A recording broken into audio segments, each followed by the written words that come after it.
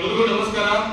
ಆತ್ಮೀಯ ಅತಿಥಿ ಉಪನ್ಯಾಸಕರು ಬಾಂಧವರೇ, ಇಂದು ಶಾಸಕರ ಭವನದ ಸಮ್ಮೇಳನ ಸಭಾಂಗಣದಲ್ಲಿ ರಾಜ್ಯದ ಎಲ್ಲ ಜಿಲ್ಲಾ ಅಧ್ಯಕ್ಷರುಗಳ ಮತ್ತು ಪ್ರಮುಖರ ಒಂದು ರಾಜ್ಯ ಮಟ್ಟದ ಪ್ರಮುಖವಾದಂತಹ ಒಂದು ಸಭೆಯಲ್ಲಿ ಭಾಗವಹಿಸಿದ ಎಲ್ಲ ಅಧ್ಯಕ್ಷರುಗಳಿಗೆ ಪ್ರಮುಖರಿಗೆ ನಾನು ನಮಸ್ಕಾರ ತಿಳಿಸ್ತಾ, ಆತ್ಮೀಯ ನನ್ನ ಅತಿಥಿ ಉಪನ್ಯಾಸಕರು ಬಾಂಧವರೇ, ಇವತ್ತಿನ ಸಭೆಯಲ್ಲಿ ಬಹಳ ಪ್ರಮುಖವಾಗಿ ಚರ್ಚೆ ಆದದ್ದು ಏನಂದ್ರೆ, ಏನು ಬಹಳಷ್ಟು ಜನ ಹೋರಾಟಕ್ಕೆ ಕರೆ ಕೊಡಬೇಕು ಅಂತೇಳಿ ಬಹಳಷ್ಟು ಜನ ಕುತೂಹಲದಿಂದ ಕಾಯ್ತಾ ಇದ್ದಾರೆ ಮತ್ತು ಸಲಹೆ ಸೂಚನೆ ಕೊಡ್ತಾ ಇದ್ದಾರೆ.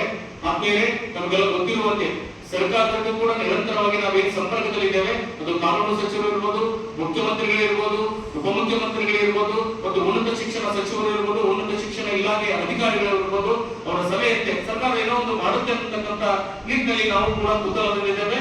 ಅಲ್ಲಿವರೆಗೂ ಕೂಡ ನಾವು ಕಾಯ್ತಾ ಇದ್ದೇವೆ. ದಯವಿಟ್ಟು ಯಾರು ಕೂಡ ಅಧೈರ್ಯಗೊಳ್ಳಬಾರದು. ಮತ್ತೊಮ್ಮೆ ತಮ್ಮಲ್ಲಿ ನಾನು ಮನವಿ ಮಾಡಿಕೊಳ್ತೇನೆ. ಈಗಾಗಲೇ ಇವತ್ತು ಕಾನೂನು ಸಚಿವರು ಕೂಡ ನಾವು ಮನವಿ ಮಾಡ್ಕೊಂಡು ಬಂದಿದ್ದೇವೆ. ಸರ್, ಬಜೆಟ್ ಗಿಂತ ಪೂರ್ವದಲ್ಲಿ ಆದರೂ ಅನೌನ್ಸ್ ಮಾಡಬೇಕು, ಬಜೆಟ್ ನಲ್ಲಿ ಆದರೂ ಅನೌನ್ಸ್ ಮಾಡಬೇಕು.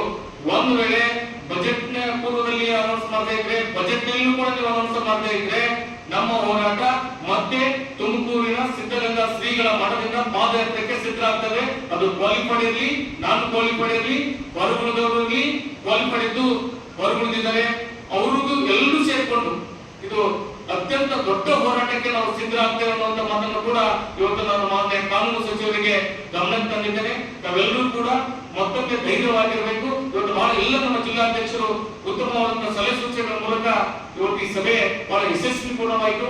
ಕೆಲವು ಜಿಲ್ಲಾ ಅಧ್ಯಕ್ಷರು ಕೂಡ ಅನ್ಯ ಕಾರಣದಿಂದ ಬರದೇ ಇದ್ರು ಕೂಡ ನೀವೇನ್ ನಿರ್ಣಯ ತಗೊಂಡು ಆ ನಿರ್ಣಯಕ್ಕೆ ಬದ್ಧರಾಗಿದ್ದೇವೆ ಅಂತಕ್ಕಂಥ ಮಾತನ್ನು ಕೂಡ ಹೇಳ್ತಾರೆ.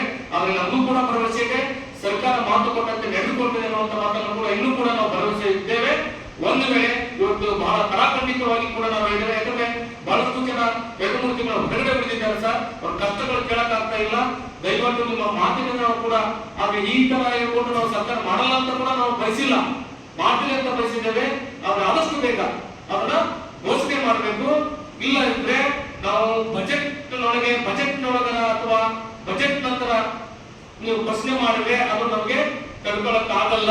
ನಮ್ಮ ಹೋರಾಟ ಶತ ಸಿದ್ಧವಾಗಿದೆ, ಹೋರಾಟ ಮಾಡುವುದು ಶತ ಸಿದ್ಧ ಅಂತ ಕೂಡ ನಾನು ಇವತ್ತು ಕಾನೂನು ಸಚಿವರು ಕೂಡ ನಾನು ಮನವಿ ಮಾಡಿಕೊಂಡಿದ್ದೇನೆ. ದಯವಿಟ್ಟು ಕೂಡ ತಾವೆಲ್ಲರೂ ಇರಬೇಕು, ಏನು ಧೈರ್ಯವಾಗಿರ್ಬೇಕು ಅಂತ ಈ ಮೂಲಕ ತಮ್ಮಲ್ಲಿ ಮನವಿ ಮಾಡ್ಕೊಳ್ತೇನೆ. ಯಾಕಂದ್ರೆ ಇದೊಂದು ಮತ್ತೆ ಏನು ಈ ತರ ಅಂತ ನೀವೆಲ್ಲ ಚರ್ಚೆ ಆಯ್ತು ಅಂತ ಅನ್ಕೋಬೇಡಿ. ಯಾಕಂದ್ರೆ ನಮಗೂ ಒಂದು ತಾಳ್ಮೆ ಇದೆ, ಆ ತಾಳ್ಮೆ ಮೀರಬಾರದು ಅನ್ನುವಂಥದ್ದನ್ನ ಈಗಾಗಲೇ ಕಾನೂನು ಸಚಿವರಿಗೆ, ಮುಖ್ಯಮಂತ್ರಿಗಳಿಗೆ ಕೂಡ, ಉನ್ನತ ಶಿಕ್ಷಣ ಸಚಿವರು ಕೂಡ ನಾವು ಮನವಿ ಮಾಡ್ಕೊಂಡಿದ್ದೇವೆ. ಯಾಕಂದ್ರೆ ಬಹಳಷ್ಟು ಅಳಲನ್ನ ಕೇಳಕ್ ಆಗಲ್ಲ. ಅತಿಥಿ ಉಪನ್ಯಾಸಕರು ವಿಶೇಷವಾಗಿ ನಾನ್ ಕ್ವಾಲಿಫೈಡ್ ಇರ್ಬೋದು, ಕ್ವಾಲಿಫೈಡ್ ಇರ್ಬೋದು, ಎಲ್ಲರೂ ಕೂಡ ನಾವೇನು ಈ ಪಾಠ ಮಾಡ್ತಾ ಇದ್ರು ಕೂಡ ಅವ್ರು ಕೂಡ ನೆಮ್ಮದಿ ಇಲ್ಲ. ಕೆಲವೊಂದು ಕಾಲೇಜುಗಳಲ್ಲಿ ಪ್ರಾಂಶುಪಾಲರ ಒತ್ತಡ, ಕಿರುಕುಳ, ಹೆಚ್ಚುವಳಿಗಳ ಕಿರುಕುಳ, ಕೆಲವೊಂದು ಕಾಲೇಜುಗಳಲ್ಲಿ ಅವ್ರಿಗೆಲ್ಲರೂ ಕೂಡ ಒಂದು ಕಠಿಣ ಕ್ರಮ ಕೈಗೊಳ್ಳಬೇಕು ಅನ್ನುವಂತ ಮೂಲಕ ನಾನು ಒಂದು ಕಾನೂನು ಸಚಿವರು ಕೂಡ ನಾನು ಮನವಿ ಮಾಡ್ಕೊಂಡಿದ್ದೇನೆ. ಉನ್ನತ ಶಿಕ್ಷಣ ಸಚಿವರು ಕೂಡ ನಾನು ಮನವಿ ಮಾಡ್ಕೊಂಡಿದ್ದೇನೆ. ದಯವಿಟ್ಟು ತಾವೆಲ್ಲರೂ ಕೂಡ ಧೈರ್ಯವಾಗಿರ್ಬೇಕು ಅಂತ ಈ ಮೂಲಕ ಇವತ್ತಿನ ಸಭೆಯಲ್ಲಿ ಚರ್ಚೆಯಾದಂತ ವಿಷಯಗಳು ಕೂಡ ನಮ್ಮ ಗಮನಕ್ಕೆ ತರಬಯಸ್ತೇನೆ. ತಾವೆಲ್ಲರೂ ಕೂಡ ಧೈರ್ಯವಾಗಿರುವಂತೆ ಈ ಮೂಲಕ ತಮ್ಮಲ್ಲಿ ಮತ್ತೊಮ್ಮೆ ಮನವಿ ಮಾಡಿಕೊಂಡು ನನ್ನ ಮಾತುಗಳನ್ನು ಮುಗಿಸ್ತೇನೆ. ಜೈ ಭುವನೇಶ್ವರ್.